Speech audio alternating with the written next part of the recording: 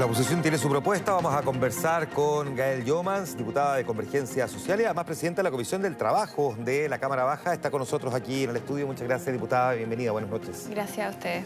Marquemos el punto entonces de lo que diferencia la propuesta del gobierno respecto de lo que se entrega en la jornada del día de hoy. ¿Qué le parece a usted que es lo relevante que se tiene que discutir y que no incluye el proyecto del gobierno? O sea, me parece que hay algunos elementos que son importantes, que se genere una apertura. Es decir, el poder contar con un sistema público, que sea solidario, que se plantee un ahorro también hacia el futuro. Creo que es importante de la propuesta del gobierno también, pero que creemos que es insuficiente. El gobierno establece un 6% de cotización adicional a cargo del empleador. Exacto. Y la divide en 3% para que vaya capitalización individual, un 3% dicho en fácil, un fondo común, y ese 6% adicional no lo administra las AFP, sino que un ente distinto, y abre la puerta además a que cooperativas y otros también puedan participar de la administración de esa plata. Exacto, pero lo que sí en la propuesta del gobierno que nos parece que es insuficiente es que solo plantea, de hecho, al final de cuentas es un 2,8 que se va a dividir entre lo que se va a repartir para los jubilados actuales y también lo que se va a ahorrar colectivamente hacia el futuro. Entonces, eso nos llama la atención. Creemos que acá lo que hay que asegurar es un aumento sustantivo y para eso se necesita más reparto. Y si vamos a tener, en el fondo, un sistema distinto, público, que dé esa garantía de pensión mínima universal para todos los habitantes del país, no puede ser bajo la lógica de seguir aumentando la capitalización individual. Y eso lo decimos porque, en el fondo, ya llevamos más de 3 décadas con este sistema, en donde lo único que tenemos es capitalización individual, que finalmente lo que significa es que cada persona se tiene que valer por sí sola, en un sistema que además nos da cuenta que da pensiones de miseria. Ese es el resultado. O sea, uno de los datos que incluso hoy día saca la Fundación Sol es que para noviembre de este año el 50% de las mujeres se jubilaron con 23.000 pesos. Entonces estamos hablando de verdad de cifras terribles para poder vivir. No alcanza. Entonces, dicho por eso simple, que creemos... Para comprender bien lo que usted plantea, sí, es que el 3% adicional de cotización para capitalizar individualmente con el sistema que existe hoy día de AFP no va a garantizar necesariamente que esa persona vaya a incrementar en un 30% su pensión como lo planteó el presidente. Eso pensamos, o sea, creemos que el aumento puede ser más sustantivo si es que se incrementa hoy día el reparto y poder dar garantía de una pensión mínima, que creemos que para todas las personas tiene que ser un monto que le permita sustentarse. ¿Cómo se hace entonces? Porque lo que ustedes plantean es que el 6% adicional vaya a un fondo y no quede esta división del 3 y 3.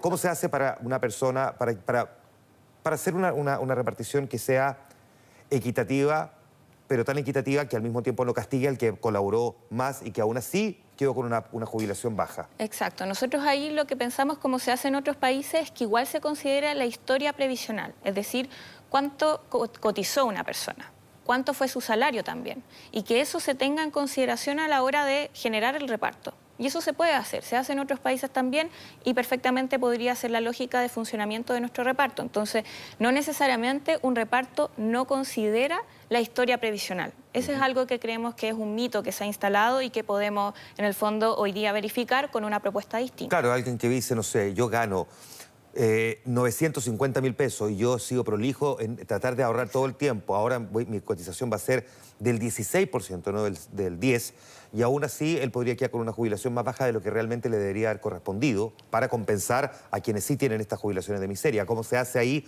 para que eso no vaya a ocurrir tampoco? Porque la idea de evitar la desigualdad es de lado y lado, ¿no? Exacto. O sea, nosotros ahí lo que consideramos primero que tiene que haber una pensión mínima para todos, que es superar en el fondo el índice de la pobreza. Que es hoy día 165.000 pesos en términos individuales. Obviamente que creemos que hay que ir superando esa brecha, pero sin embargo eso es lo que podríamos garantizar hoy.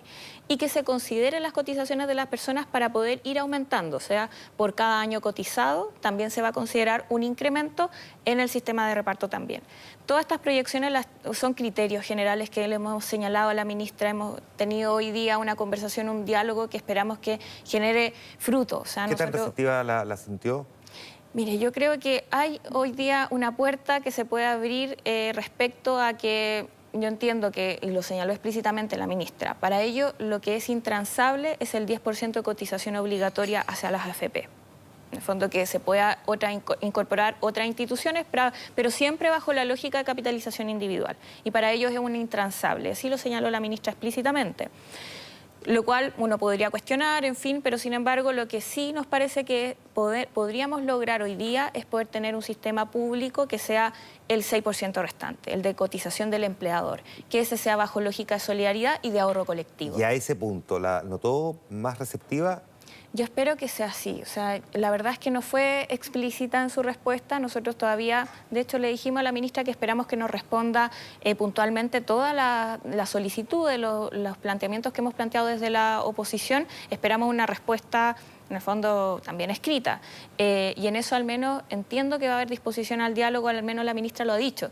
Ahora, hasta la fecha, lamentablemente, no hemos visto una disposición al diálogo real. O sea, simplemente ha sido de titular, de poder juntarse. En eso hay una buena disposición, pero sin embargo, a la hora de concretar una propuesta, no hemos visto incorporar nuestras posturas ni tampoco la del mundo social. Ahora, lo que sí es cierto es que esto dista mucho de lo que inicialmente el gobierno podría haber pensado que era lo que requería nuestro país como sistema de pensiones. Nadie hubiese imaginado que estaríamos discutiendo sobre un 6% de cotización adicional y que, independiente si es por capitalización individual o a fondo, no participan las AFP de la administración de ese 6%. Eso es algo que no estaba ocurriendo hace, no sé, 4 o 5 meses y inevitablemente uno tiene que considerar es un avance. De todas formas, o sea, por eso yo partía diciendo que igual es importante hoy día la apertura, que tengamos reparto en el sistema, y creo que eso es bueno. O sea, los sistemas hoy día que también están en el resto del mundo, solamente 11 de todos los países del mundo tienen el mismo sistema nuestro, de capitalización individual, solamente ese sistema, ¿cierto?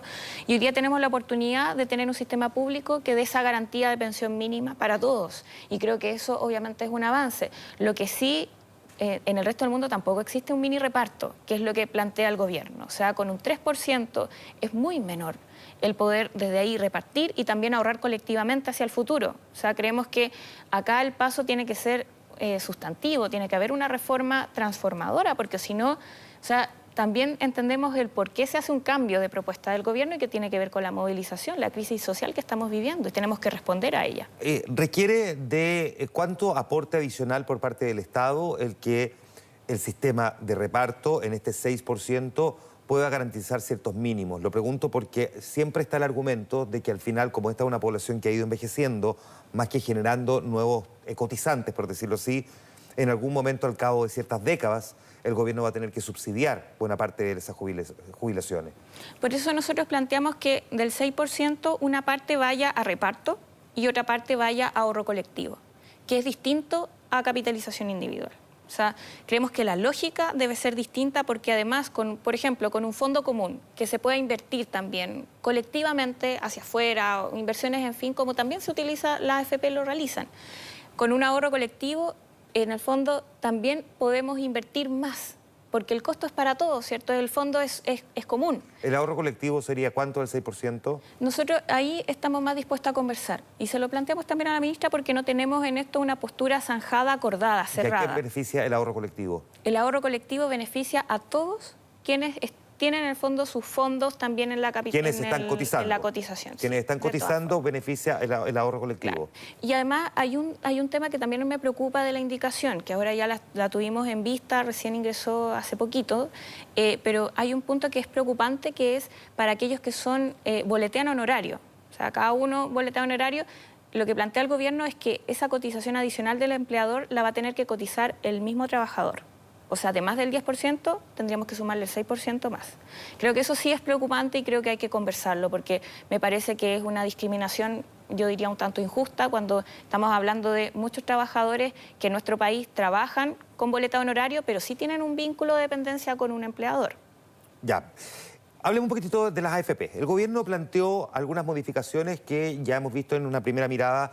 La oposición dice, en estricto rigor, no toca a las AFP. Plantea la participación de trabajadores o cotizantes en la toma de decisiones o en el directorio. Plantea que no paguen, o sea, que no cobren comisiones en caso de que la rentabilidad sea negativa. Y se plantean también varios otros elementos, quizás, si se quiere, no en el corazón del sistema, pero que de alguna forma son un cambio. ¿Qué sería tocar a las AFP? En el realismo político de lo que estamos viviendo hoy día. Sí, nosotros también hemos planteado algunas de las propuestas que señala el gobierno, que nos parece que van en la línea adecuada. Por ejemplo, el incorporar a trabajadores en los directorios nos parece bien, o sea, un paso importante. Pero también hemos planteado algunas otras transformaciones que tienen que ver, por ejemplo, con establecer una especie de royalty a un impuesto específico a las utilidades de la AFP. Ahí creemos que también ese fondo puede incorporarse para poder aumentar el fondo de pensiones y creemos que esa también es otra forma. Y lo otro que hemos señalado, que en el mediano plazo también deberíamos tener la posibilidad, las personas, de elegir, porque sigue siendo obligatoria la capitalización individual en el 10%.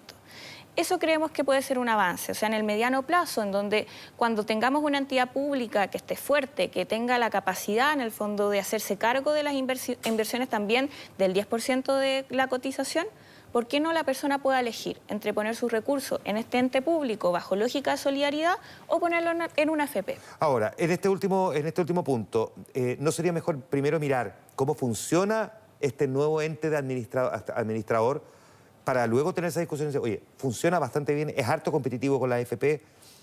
Imagínate que uno lo plantea ahora, dice, no sé, empezó a funcionar ahora y al cabo de 6 meses va a y se cambia, claro, y termina siendo perjudicial porque no sabemos cómo va a funcionar. Uno espera que funcione bien, pero no necesariamente va a funcionar del todo bien. ¿No debería uno esperar primero a ver cómo opera? De todas formas, de hecho, nuestra propuesta tiene que ver con eso, o sea, ver cómo está operando, si efectivamente genera rentabilidad de los fondos, tiene un buen funcionamiento, es más competitivo, y en el mediano plazo el poder tener esa opción. Pero en el fondo lo que queremos hoy día es generar un camino de corto plazo, que son estas reformas, crear el ente público, tener el 6% de cotización adicional, ¿cierto?, generando este fondo común, pero también pensar en el mediano plazo. O sea, creemos que no es momento de plantear una reforma sustantiva al sistema que no dé garantías de que sí, estemos realizando una transformación. Que sería bien importante. Si vamos a tener esta discusión, tengamos la completa. Ahora, hay una cosa que me cuesta un poco entender, que es, ustedes están pidiendo limitar las utilidades de las AFP y al mismo tiempo están planteando que paguen un royalty por las utilidades. No es como pegarse un balazo en el pie.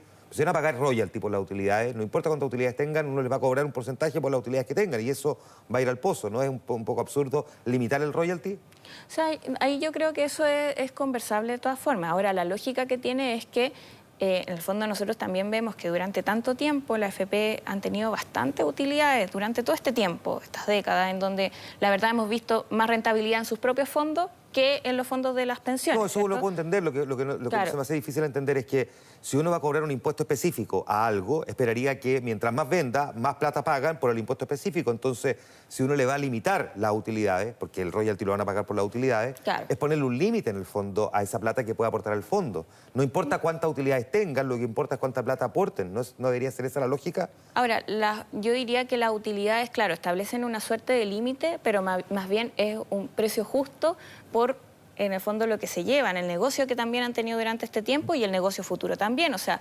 para una AFP hoy día, uno pensando en las utilidades que han ganado durante este tiempo, esas utilidades no necesariamente van a bajar.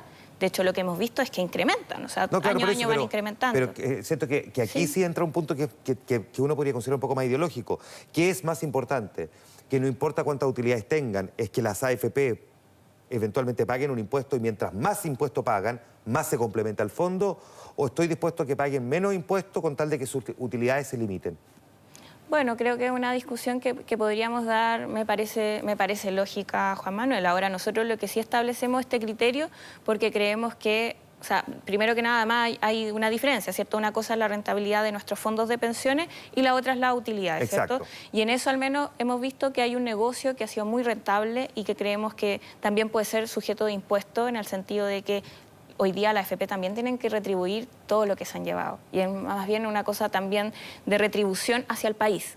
Diputada, el presidente quería que ojalá este proyecto estuviera aprobado antes del mes de abril. Estamos ya entrando al tercer tercio del mes de enero. Vamos a tener receso legislativo probablemente 3 semanas o 2 semanas al menos en el Congreso. Marzo va a ser un mes complejo. Siendo realista, ¿usted cree que es posible que se tenga aprobado antes del mes de abril? Yo creo que es difícil si no hay una posibilidad de acuerdo real.